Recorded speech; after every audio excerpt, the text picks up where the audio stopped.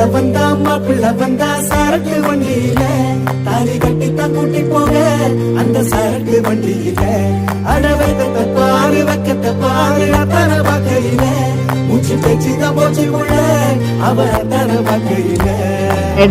Real members, please like, comment, subscribe.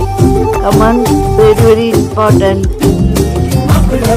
மாப்பிள்ள வந்தா சரக்கு வண்டியில தாலி கட்டி தான் கூட்டி போக அந்த சரக்கு வண்டி